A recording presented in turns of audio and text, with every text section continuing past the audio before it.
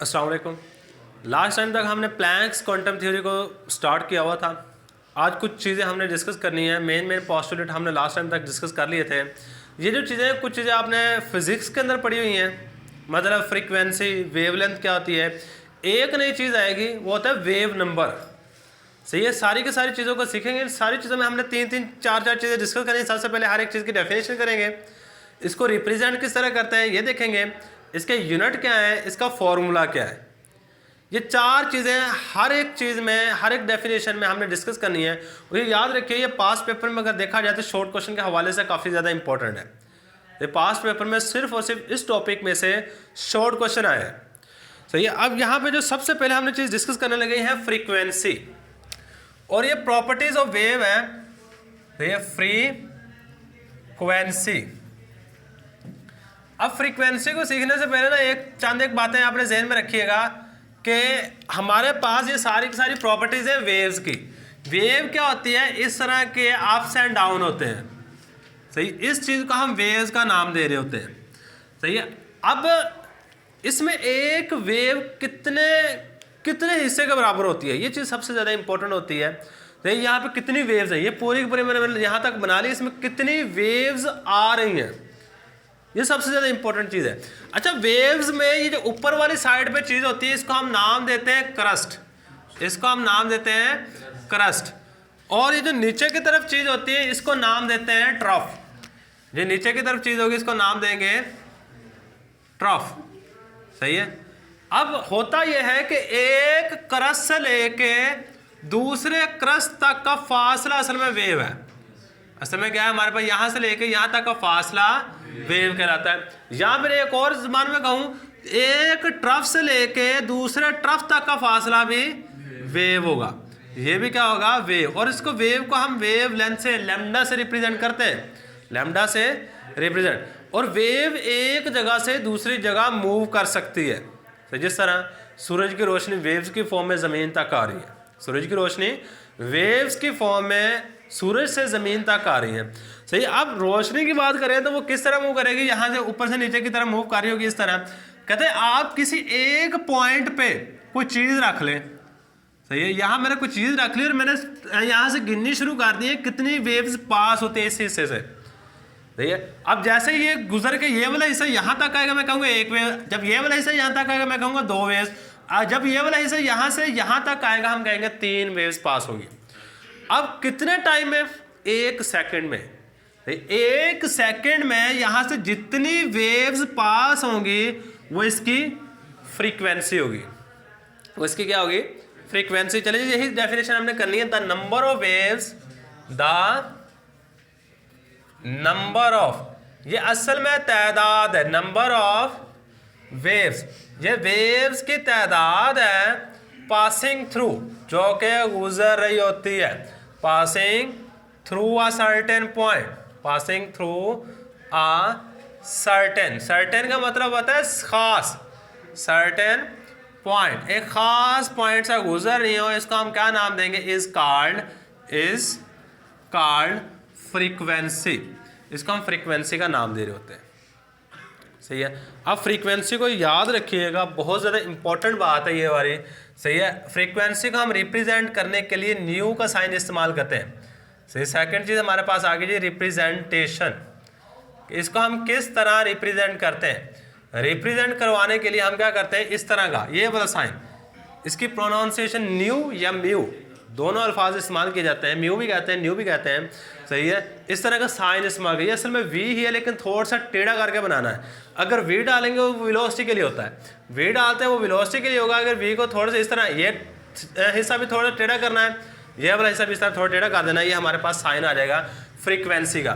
Frequency के sign के बाद सेकंड जो थर्ड चीज़ आएगी वो हमारे पास आ जाता है यूनिट। यूनिट की बात करें तो दो तरह के यूनिट हम इस्तेमाल करते हैं। एक होता है पर सेकंड। सही है। एक हमारे पास आता है पर सेकंड, और या फिर हर्ट्ज, HZ से रिप्रेजेंट करते हैं। हर्ट्ज असल में साइंटिस्ट का नाम है जिसने फ्रीक्वेंसी को पहली दफ़ा डिस्क्राइब किया था, उसने अपने नाम से इसका यूनिट रख दिया। सही। अब इसके बाद हमारे पास लास्ट वाली चीज़ है जी फॉर्मूला। क्या चीज़ आ जाएगी, लास्ट वाली फॉर्मूला।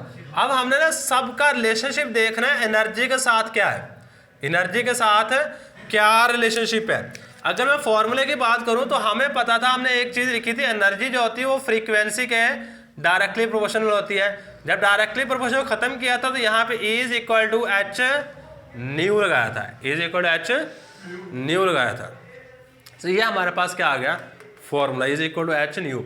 न्यू किस चीज को रिप्रेजेंट कर रहा है, फ्रीक्वेंसी को, सही है। अब इसके बाद हमारे पास नेक्स्ट जो चीज है वो है वेवलेंथ। नेक्स्ट हेडिंग हमारी आवाज आ जाएगी वेव लेंथ। सारी सेम चीजें डिस्कस करेंगे, डेफिनेशन, डेफिनेशन के बाद रिप्रेजेंटेशन, यूनिट और फॉर्मूला, खत्म कर देंगे इसको भी। चलो वेवलेंथ को सीखिएगा। वेवलेंथ क्या होती है, कहते हैं एक क्रस्ट से लेकर दूसरे क्रस्ट तक का फासला, एक तरफ से लेकर दूसरे तरफ तक का फासला। अच्छा, जब मैं कहता हूँ एक क्रस्ट से लेकर दूसरे क्रस्ट तक का फासला, क्या हर बार वेवलेंथ होगी? चलो जी, ये मैं कहता हूँ जी ये वाला क्या है, क्रस्ट है ये वाला। अब ये वाला भी तो क्रस्ट ही है, यहां तक का फासला क्या कहलाएगा, सही है। टू क्रस्ट कहाँ पे, दो क्रस्ट, एक ये क्रस्ट है, एक ये क्रस्ट है, सही है। इसके दरमियान का फासला भी वेवलेंथ ही कहलाएगा?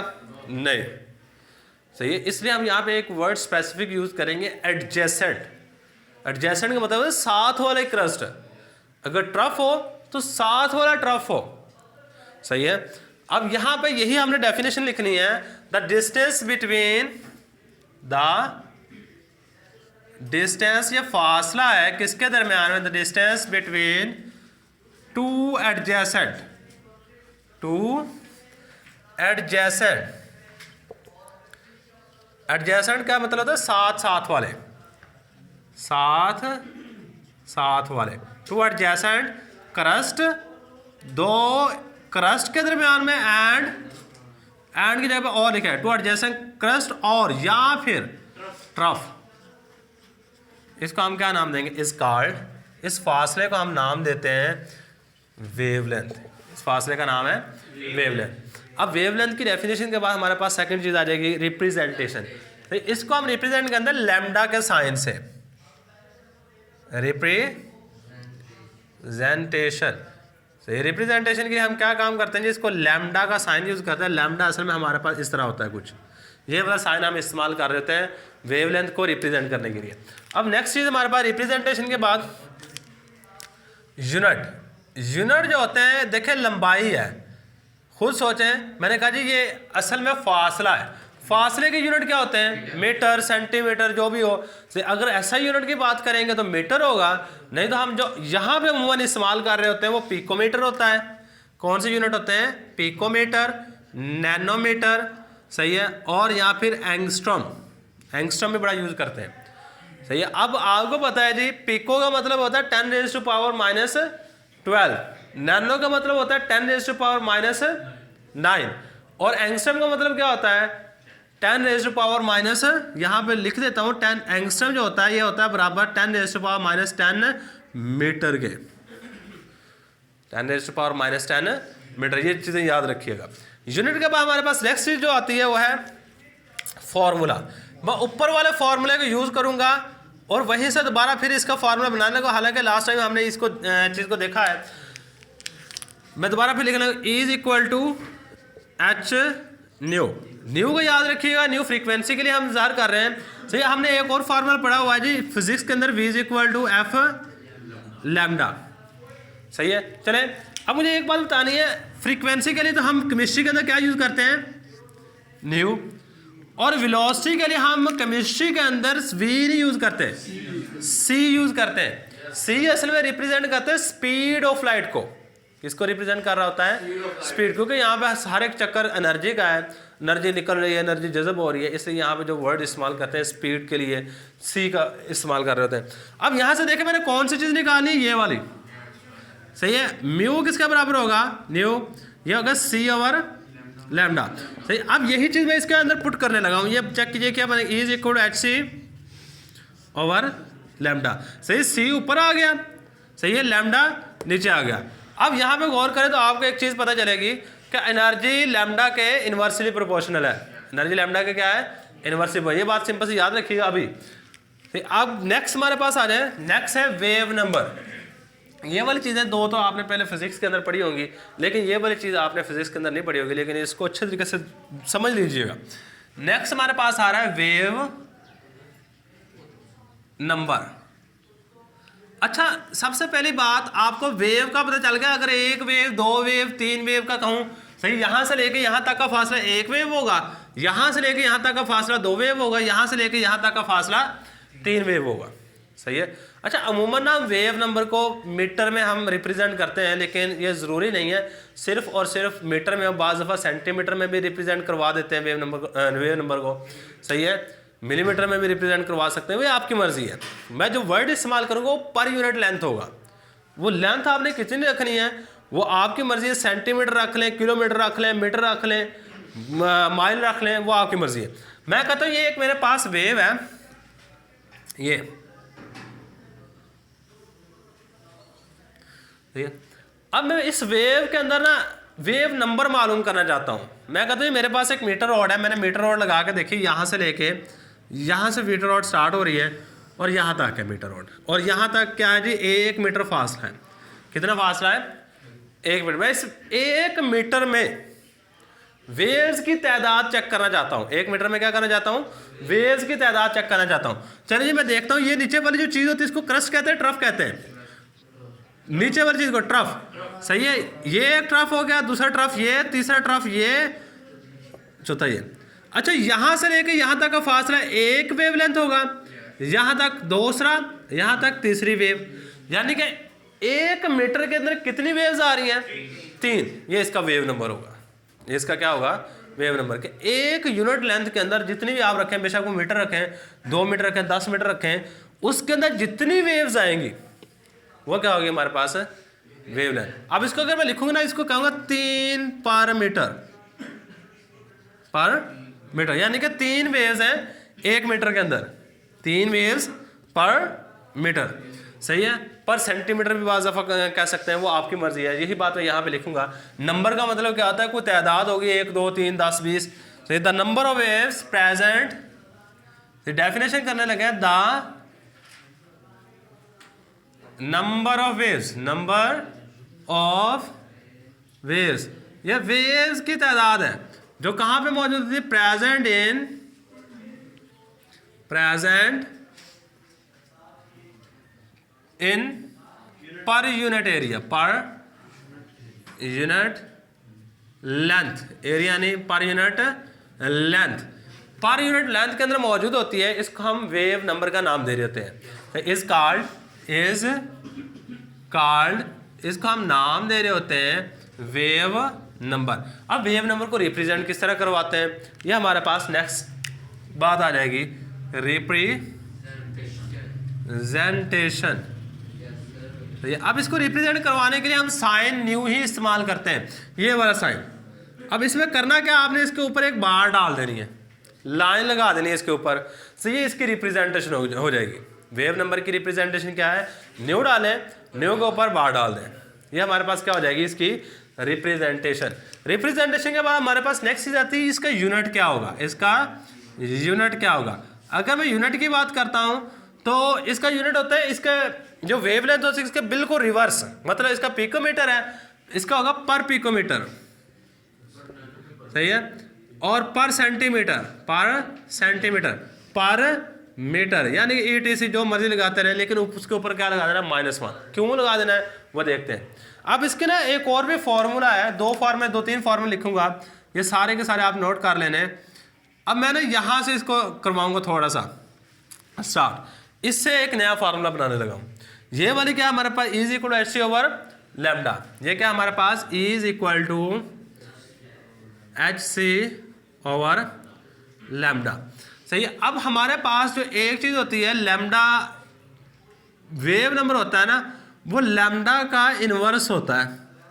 ये बड़ी इंपॉर्टेंट बात है, जो वेव नंबर होता है वो लैम्डा का इनवर्स होगा। अगर आप किसी चीज की वेवलेंथ मौजूद है, आपको मालूम है ना, तो आप उसको डिवाइड करें 1/λ पे, आपके पास वेव नंबर आ जाएगा। आपके पास क्या आ जाएगा? वेव नंबर आ जाएगा। ये बात सिंपल से याद रखिएगा। अब यहाँ पे अगर मैं इसको थोड़ा सा एलेबोरेट करके लिखूँ ना, मैं इसको इस तरह भी लिख सकता हूँ, HC × 1/λ।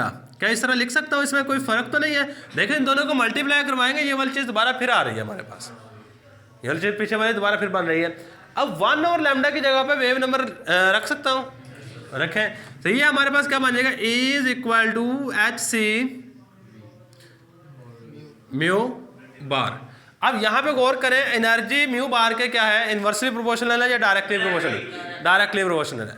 अब लास्ट में 3 चीज़ें लिखूंगा, नोट बना के इसको लाजमी याद रखिएगा। ये एग्जामिनेशन पॉइंट ऑफ व्यू से इतनी ज़्यादा इंपॉर्टेंट नहीं है, लेकिन अगर कोई एंट्री टेस्ट की तैयारी करना चाहता है, इसमें से बड़े शॉर्ट क्वेश्चन बनते हैं, शॉर्ट क्वेश्चन नहीं एमसीक्यू भी बनते हैं, बहुत ज़्यादा एमसीक्यू पूछे जाते हैं। सही वैसे है देखने में तो बिल्कुल सिंपल सा है, लेकिन ये जो फार्मूले बन रहे हैं ना, ये फार्मूले बड़े इंपॉर्टेंट है इसमें। इन फार्मूलों को याद रखिएगा हर लिहाज से। सही है, चलिए नोट बना के चंद एक चीज़ें लिख लें, इसके बाद आपकी प्लैंक्स क्वांटम थ्योरी कंप्लीट हो जाएगी। उसमें अंदर जो भी चीज़ आ रही थी हमने इसको एक्सप्लेन कर लिया है। सबसे पहली बात यहाँ पे मैं यहाँ स्टार्ट करूँगा, इस फार्मूले का पहले एक्सप्लेन करूँगा, एनर्जी के साथ क्या रिलेशनशिप है, इस चीज़ का एनर्जी के साथ क्या रिलेशनशिप है, और इस चीज़ का एनर्जी के साथ क्या रिलेशनशिप है। ये 3 चीज़ों को मैं डिस्कस करने लगा हूँ। सबसे पहले देखें जी, यहाँ पे फ्रीक्वेंसी और एनर्जी का क्या रिलेशनशिप है, is directly proportional to frequency. यानी कि एनर्जी क्या होती है, फ्रीक्वेंसी के डायरेक्टली प्रोपोर्शनल होती है। Energy is directly proportional to frequency की क्या होगी, डायरेक्टली प्रोपोर्शनल, पहली चीज। सेकंड नंबर पे यहाँ पे आ जाए, अब मैंने वेवलेंथ के साथ देखना है, क्या करना है, मैंने वेवलेंथ के साथ देखना है एनर्जी का क्या रिलेशनशिप है। यहाँ पे गौर करेंगे तो इनवर्स रिलेशनशिप है, energy is inversely proportional to, यही बात है यहाँ, एनर्जी इज इनवर्सली, यहाँ पे इनवर्सली प्रोपोर्शनल टू लैम्डा या वेवलेंथ क्या है, पूरा वर्ड लिख देते हैं, वेव लेंथ के इनवर्सली प्रोपोर्शनल है। लास्ट वाली चीज यहाँ पे गौर करें, एनर्जी क्या है, डायरेक्टली प्रोपोर्शनल है, किसके, वेव नंबर के। सही है, किसके, वेव नंबर के डायरेक्टली प्रोपोर्शनल है। ये हमारे पास लास्ट वाली चीज हो जाएगी, energy is directly proportional to wave number के क्या होगी, डायरेक्टली प्रोपोर्शनल होगी। अच्छा लास्ट में ना एक चीज़ आपको थोड़ी सी प्रैक्टिस करवा देता हूँ। मैं कहता हूँ मेरे पास ना 2 चीज़ें हैं, एक मेरे पास वैल्यू ये वाली है, 4 वैल्यूज़ हैं। अब इन सब में से ये बताना है A B C और D। एक है मेरे पास 1.9 × 10⁻³ पर सेंटीमीटर, एक है 1.8 × 10⁻³ पर सेंटीमीटर, एक है 1.5 × 10⁻⁶ पर सेंटीमीटर, एक है 3.8 × 10⁻10 पर सेंटीमीटर। क्यूब लिखता जा रहा हूँ। ये क्या हमारे पास सारे के सारे पर सेंटीमीटर। अच्छा पर सेंटीमीटर से आपको अंदाजा लग गया होगा ये कौन सी चीज़ दी गई है, वेव नंबर दिया गया है। सही, मैं कहता हूँ ये 4 वैल्यूज़ हैं, आपने यहाँ से ये गौर करके बताना है सबसे हाईएस्ट एनर्जी किस वैल्यू की होगी, कौन सी वेव नंबर की सबसे हाईएस्ट वैल्यू होगी। सही है, अब देखें एनर्जी मैंने कहा जी डायरेक्टली प्रोपोर्शनल है किसके, वेव नंबर के, यानी कि जितना वेव नंबर ज़्यादा होगा उतनी एनर्जी ज़्यादा होगी। तो यहाँ पे गौर करें किसकी एनर्जी सबसे ज़्यादा होगी, यहाँ पे डी वाले की करेक्ट आंसर है, डी वाला हमारे पास क्या है, करेक्ट आंसर है। अब इसके ऊपर गौर करें, अगर मैं कहूँ सबसे कम किसकी है, 1.8 की, 1.8 × 10⁻³ 10⁻³ भी देखें तो ये 3 है, ये 10⁻6 है। इसे हमारे पास अगर सबसे कम की बात की जाए तो उस लिहाज से डी करेक्ट होगा। तो इस तरह के इंटर टेस्ट में क्वेश्चंस आ चुके हैं, याद रखिएगा। ये था हमारे पास आज के लेक्चर में। अल्लाह हाफ़िज़।